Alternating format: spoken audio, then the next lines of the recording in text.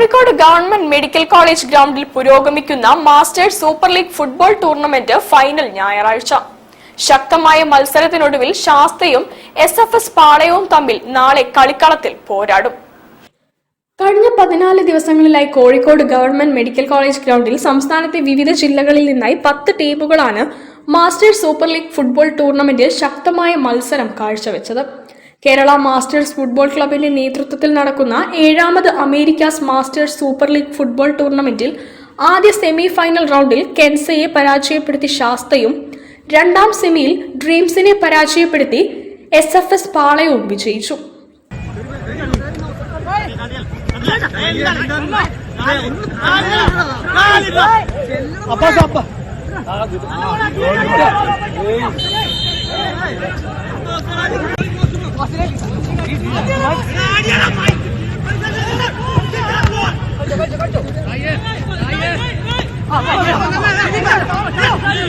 ഞായറാഴ്ച വൈകിട്ട് 5:30 നടക്കുന്ന ഫൈനൽ റൗണ്ട് മത്സരത്തിൽ ശാസ്തയും SFS പാളയവും ഏറ്റുമുട്ടും.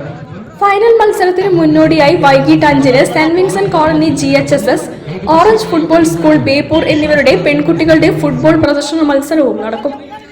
സെമി ഫൈനൽ മത്സരാർത്ഥികളെ current Mumbai FC player TP Rahanesh, Americas water solution managing director Mubarak Kakku, SFS ഉടമ K അക്ബർ എന്നിവർ പരിചയപ്പെടാൻ എത്തിയിരുന്നു. ഫൈനൽ മത്സര വിജയികൾക്ക് വിശിഷ്ട വ്യക്തികൾ ട്രോഫികൾ സമ്മാനിക്കും. News bureau, Kozhikode. തിരിച്ചെത്താം ഒരിടവേളയ്ക്ക് ശേഷം.